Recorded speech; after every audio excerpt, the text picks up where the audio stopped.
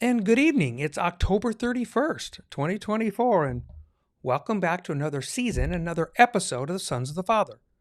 We're continuing our discussions on The Chosen, created by Dallas Jenkins, and tonight we're going to continue exploring Season 4 with Episode 6, Dedication. This is our Part 1.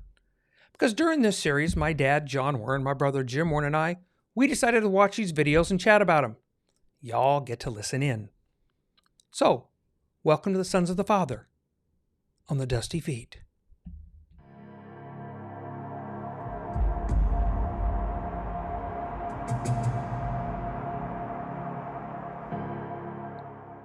And of course, before we forget, if you find these kinds of podcasts useful, you click the subscribe button. The reminders, they just help you. But also, if you think these might be useful to others, it's when you click that like button, because that is the way that YouTube chooses to share these to more people if they wish. And of course, all of the video discussion series that we have and many other topics, they're all found on TheDustyFeet.com. Dedication, Part 1. So, we must remember, this is a storyteller's story, not a recounting. And we need to be aware that Hanukkah, this beautiful feast of dedication, is not one of the Moedim, those 7 feasts that God did instruct, his will reflected on earth, I guess. But this is a day to remember the story of a miracle, the holy oil that did not run out, right? They had but one day of worth of oil. It lasted 8. Way too much to cover here. But Jesus, in this storytelling of Dallas Jenkins, he's telling the tale. And he covers the lineage of the folks that now manage Judea and that legacy of animosity, right? The remembrance, it's for the miracle, but the lineage and the animosity, it's still haunting them in their day. Okay, that said, gents, kind of sets the tone with Hanukkah and stuff. So, what do you got? What kind of hit you, Dad? Because there's a lot in this one. That's putting it mildly. Mm-hmm. It starts off like they just came back from, my childhood. You came back from a gang fight, and half the guys are bloody. Well, not half of them, but one of them's bloodied up, and this chaos of people looking out windows to see if people are following. They really lost me on it in a very interesting way. It wasn't like I wasn't enjoying, just trying to figure out what was going on. And then they switches back to a week before, and they're celebrating the Feast of Dedication, very solemn, although they're performing some of the Alexander the Great and talking about the history and all these things that they lost me a bit on it in the very beginning. So I'm going to listen to you guys and see what you got out of it, and then when we get a little further into it, I've got some more thoughts. But Jim, what did you see? Well, Jimmy, hold on. So what they're talking about is Hanukkah, the story of Hanukkah. That's what they're telling, and it's interesting because they're telling it in a almost Purim kind of way. If you know your Jewish story histories of how they celebrate, is that they'll be the characters in the story, and there's boos and there's cheers and there's all these kind of things going to go. And this is kind of like a reenactment thing, just like they did with Purim with Queen Esther in that story. And so with Hanukkah, you have its parts in the story. And that's basically how we get Jesus telling the story of Hanukkah by telling the story of Hanukkah, which I think is kind of cute. And so you get this history lesson that, one, honors a miracle, but two, it sets up where we're at. It sets up the lineage of who's in charge, the Hasmonean dynasty stuff, and that. So who's really causing all of the problems in the area between the outside ruling, not the religious leadership, the ones outside, which get referenced later in the show. We'll get there, right? This is the whole point. And it's setting up as to why that's there. So we're seeing in this story the history as to why that discussion in the Sanhedrin is so heated and so volatile. So, yeah, we kind of get that point. So, James, jump.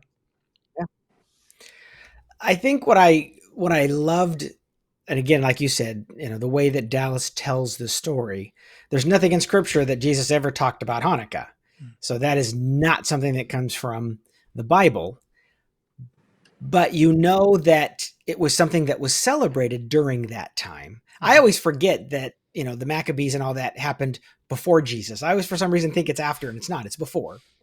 So it was fun to see him do that, the whole melodrama, kind of thing that was going on in terms of them acting it out.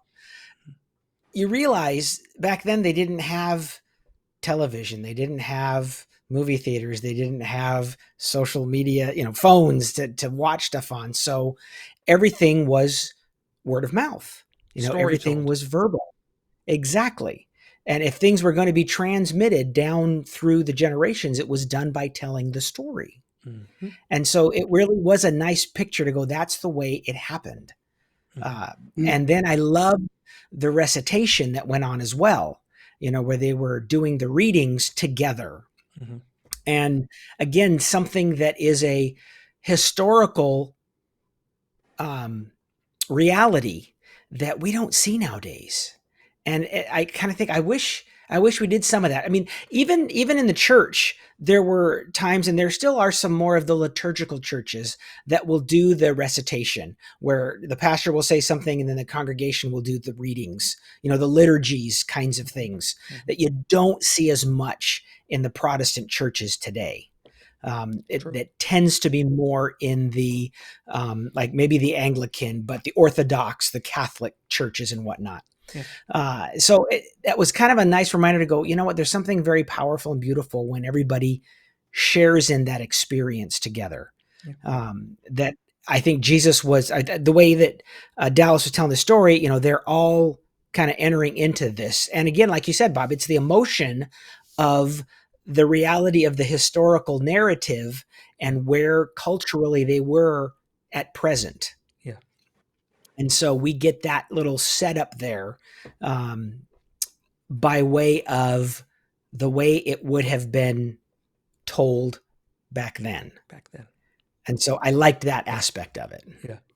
Yeah. There's some point. So Dad, with that, and you want to jump in on anything? Well, that helps. So thank you for that. And I just got a big kick out of their celebrating it, acting it out, and they were enjoying it. They were serious about it, but they were having fun with it as they're going through their history and celebrating this holiday. And then of course they get into the gift giving, and that was pretty cool of giving things to each other.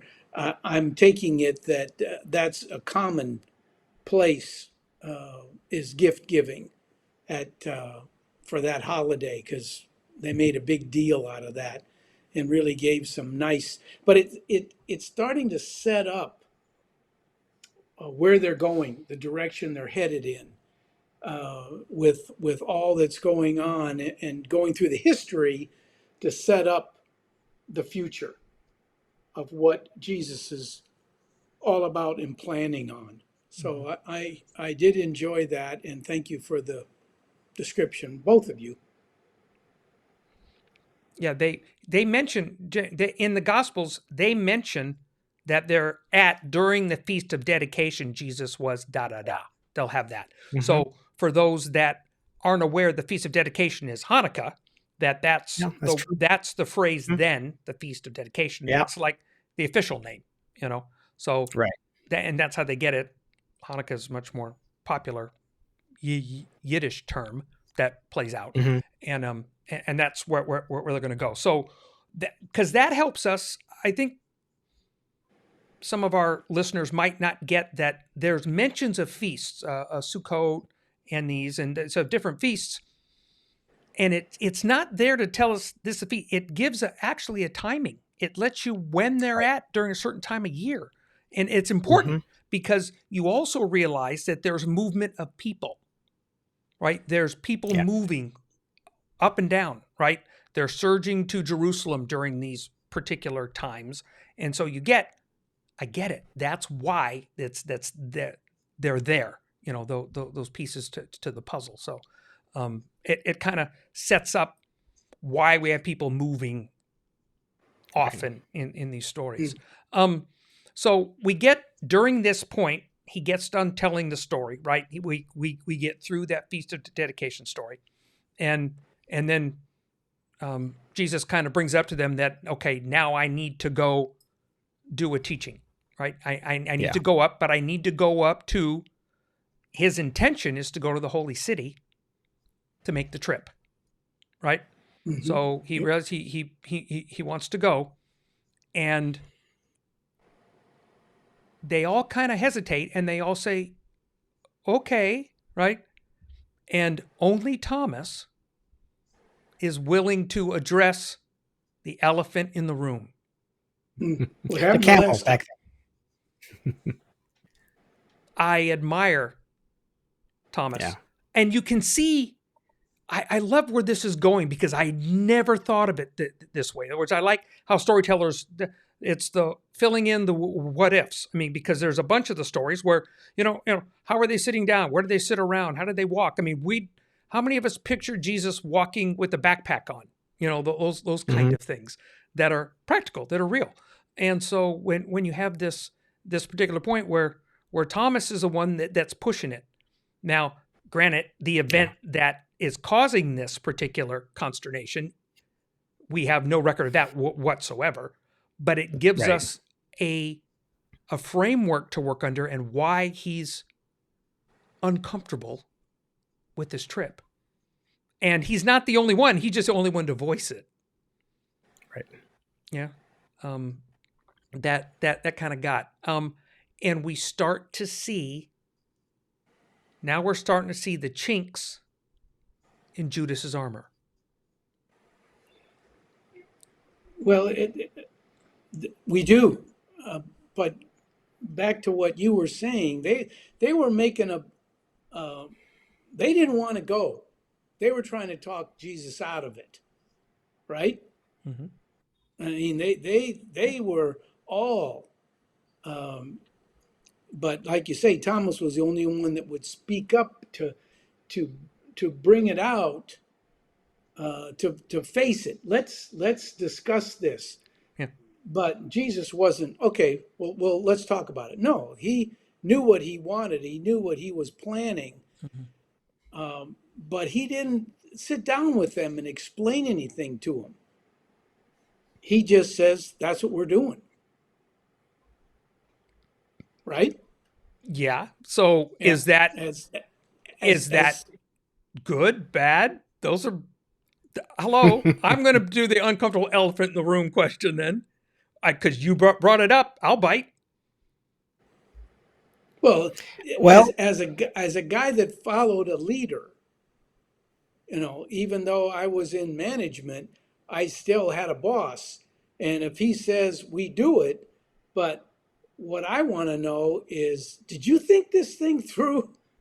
Do you remember what happened the last time we did this? And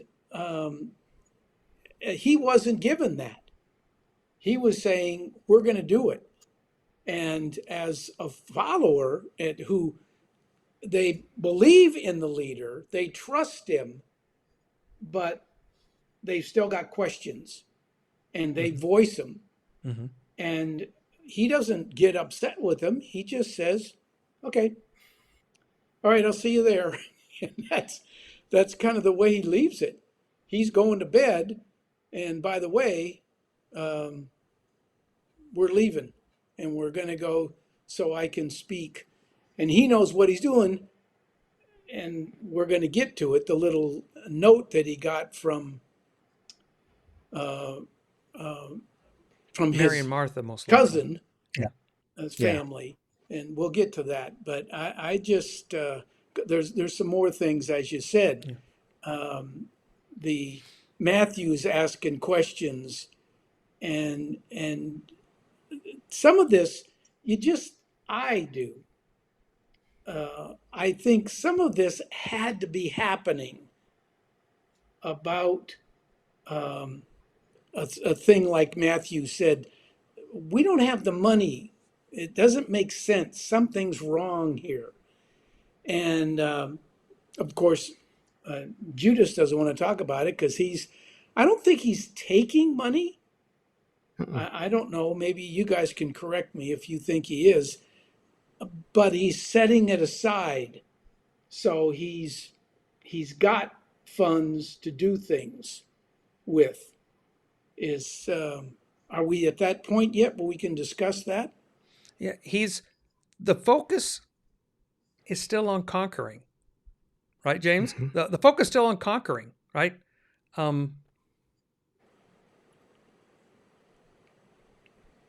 They don't understand the end. Yeah. No. So Judas in this appears to be, there's nothing that says that he's stealing money. No, what we get is that he's pinching it because he wants to make sure that they have stuff when this time happens. And the thing that we see, like we saw with the confrontation with the Roman soldiers, and then him carrying the extra mile. And the irony in that story, I don't want to go back too far, but the irony in that story is Judas isn't carrying anything. Judas doesn't have a pack he's carrying. He doesn't have a helmet he's carrying. And yet he's the one the most vocal about complaining about it. And he's the one that's the most miffed. And Peter gets frustrated. They're a little cute in the back. Z is the one that would just shock the living daylights out of me on the deal. It's like Z was taking it because Jesus was taking it. And Z is right along Jesus's way because he changed him. Yeah. But we have these expectations of who Judas believes he is. And he believes he's the Messiah. All of these guys believe he's the Messiah. There's not a Messiah doubt here, I don't think. I think in the beginning there's a little bit. I think that what they're struggling with is a vision of who they think the Messiah is, or shall we say, supposed to be. In other words, they have a vision of this is what he's supposed to look like. It's kind of like listening to somebody's voice on the radio, and you look at them and you hear them, and then you see him and you go, you're not what I pictured, right? Not what yeah. Yeah. That's the whole premise of that show, The Voice. You kind of hear this voice and you picture something, turn around. No, that's not what I thought it was going to be. Thought it was. But no, I think in there, and at one point, he's talking to, actually, I think it was Thomas. I can't remember. Anyway, where he says something about a dream, and he said, "I have a vision bigger than a dream." Mm-hmm. And they're not seeing it. And you see John talking to Judas at one point, and saying, "Hey, remember when my brother and I had this idea?" And Jesus is like, "Yo, you're looking at it the wrong way." And Judas is looking at it the wrong way. He's trying to be the gatekeeper of the finances so that the kingdom will move forward. And what John said, even though the illustration is a little bit different, he's saying when we try to do it our way, that's when we get messed up. Right. We've got to trust him. And I think Jesus's lack of explanation is kind of that lesson to say, you guys are going to have to trust me. And this is a simple lesson. Let's just trust me right now in this one step that we're going, into the temple to talk, to give a lesson. You don't understand it, but you're going to see. And that's when he says to Judas, pay attention, and then Peter's like, he tells Peter, make sure he pays attention kind of thing. Well, let's remember Thomas's tale, because we're going to talk about this in the end. So I want people right now, if I'd say stick a finger in that page, if we're reading it, right? So put a piece of paper there, because I guarantee you we're coming back to this discussion that we're talking about right here. That Thomas said, Last time we went, didn't go so well. Mm-hmm. Okay. Just stick a finger in this conversation because we're going to get to it later. So, Dad, go on. Well, Judas has got a different. They've got a different idea of what they're going to do. Right. They're thinking that we're putting together a plan and we're going to overthrow. Mm-hmm. So in his mind, he's thinking we got to have money to do that. And when I used to lead teams, and I went to Ghana many times in West Africa. So about the third or fourth or fifth team, the team members, some of them were brand new; they'd never been before. So I knew what we wanted to do, and I knew what we were going to run into, even though we would go to a different area. And so what you're saying to them is, okay, tomorrow we're going to do this and this, and they're going, well, wait a minute, they said they wanted to do this, and that's because he hasn't explained to them. They don't know, and he's never going to explain to them. Right. He's going to tell them. He already has told them, but he's not explaining it. And so here Judas is over planning for the overthrow and how we're going to fund this ongoing army or people that were planning on the overthrow. And the other of all the 12, they're thinking different things than Jesus is. And I just, it's not funny, but I can understand their frustration. And as you mentioned, John is saying to him that my brother and I did this, and what they're trying to do is console one another, but they don't know how to even console because they're still confused on the direction that Jesus is taking. Am I catching this right? Yeah. Yeah, it's a fair question in that if we're putting on sandals, right? We're going to put these sandals on. We'd be asking the same questions. Absolutely. I'd be asking more. I guarantee you I'd be asking more. Especially based on what had happened in events and all these kind of things. There's a lot played out here. Okay, so we get a little transition, and we get to Joseph with his dad. The Joseph trip with his dad. Let's get that first, so we can get that out of the way, because I think there's a foreshadowing there, which is interesting. But so how did you see that particular interaction? Joseph is reading that they're plotting against Jesus. And so he's seeing something completely separate from them. But okay, now how do we get this message to him? And his dad is there giving his dad came for a reason, and he's trying to give an amends to Yusuf. And Yusuf is just up to his eyeballs in how am I going to intercede in this, is what I got out of it. There's so many sub stories going on, and not conflicting. Well, they would be conflicting to a degree because they don't know what's going on in the other camp. Yusuf doesn't know what Jesus and the gang is talking about. They don't know what he's read, but the little part between he and his father, I think, is pretty special. Jimmy?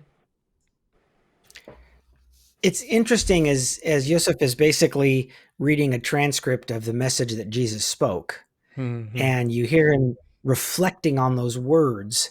Mhm. And he's got in the back of his head, the Sanhedrin and the other Jewish leaders are looking at Jesus and saying he's, blasphemous, heresy, and he's listening to these words and going, this is not what I'm seeing here.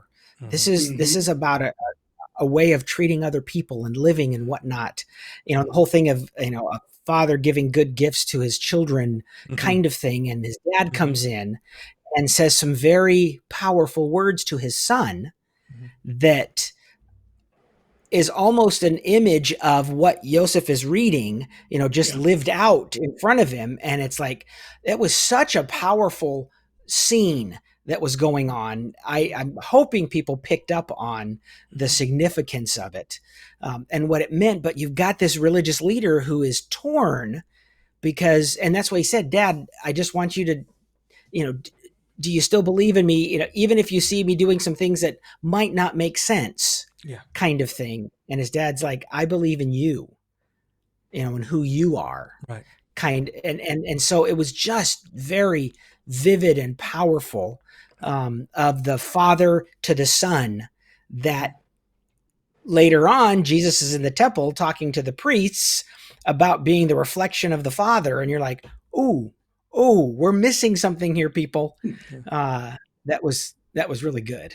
Yeah. Hmm. There's that he knows. I think Joseph is feeling that there's a position Mhm. he's eventually going to take that's going to Yeah. be vocalized by some as heretical. Mhm. I think Joseph is aware of the possibility of that. And he's telling it, Dad, no matter what you hear, meaning that they're Mhm. going to say some things that are probably not so flattering, stay Mhm. with me. Right. Stay with me. Yeah. Yeah. Trust me. Believe Mhm. in what I'm doing. And if Yeah. you know me, trust me.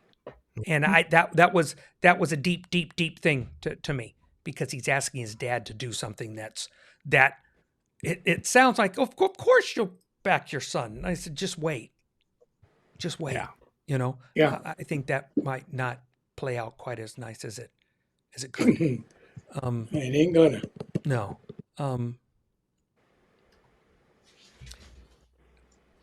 okay. I liked Yeah, Thomas's conversation with Peter too. that's where I was going. So Mhm. go. Yeah. Well, it just really struck me that they would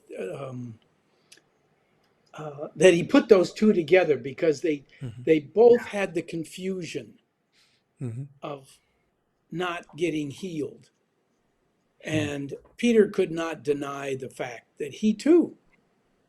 Why couldn't he heal and have my baby born to me? Mhm. And and and the they couldn't make sense of it, but it wasn't going to drive them away. Mm-hmm. It just meant they had to do what? Yeah. Trust him. Mm-hmm. Mhm. And that's what it is with us. Mm-hmm.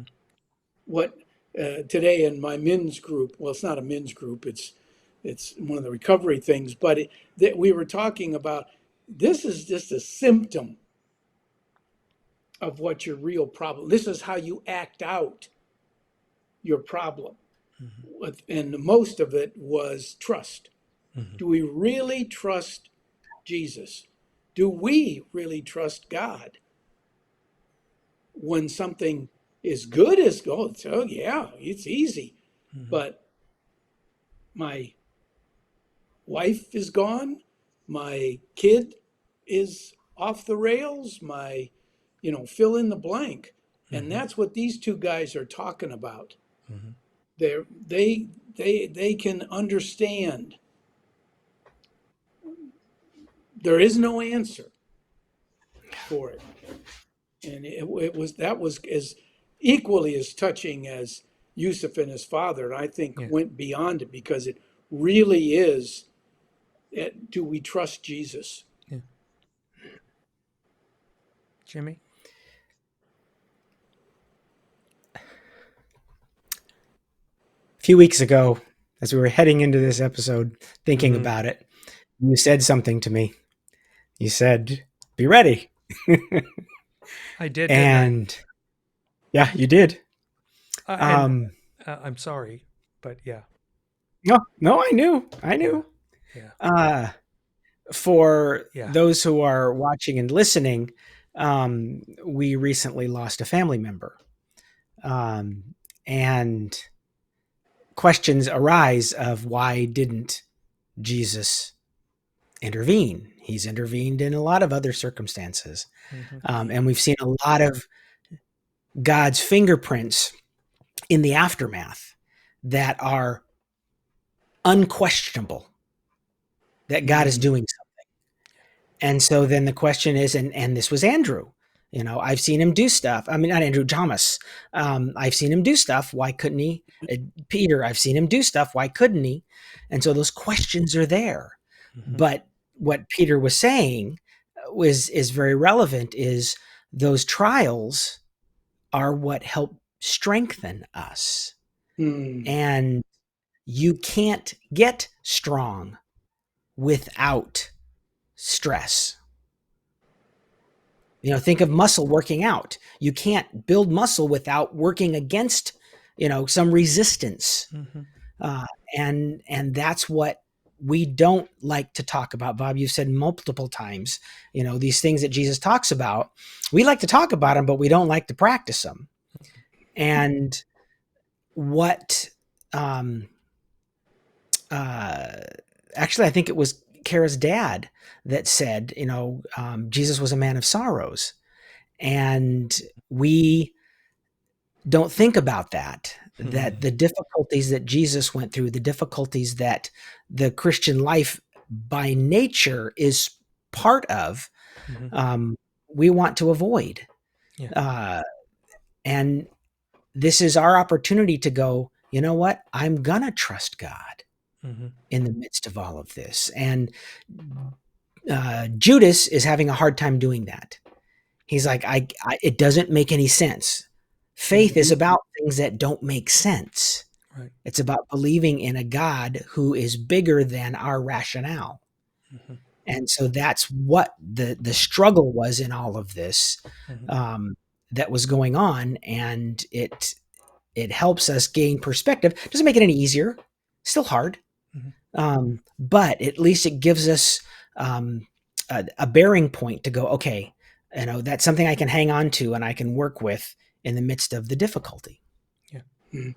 Yeah. There's and that's where uh, what I like is we're going to see that Thomas is still going to struggle with this. Mhm. Um, and um, when we continue with our next part, so this is a good segue out of here.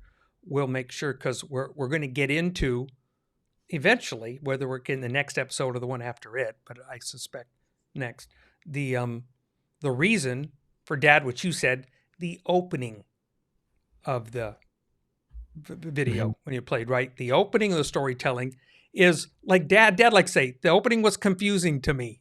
This isn't because it's storyteller. It's not a Right. recalling of a biblical account, so you are confused Mhm. when you first see it, and so we're going to get to this and how that relates to Thomas, because Mhm.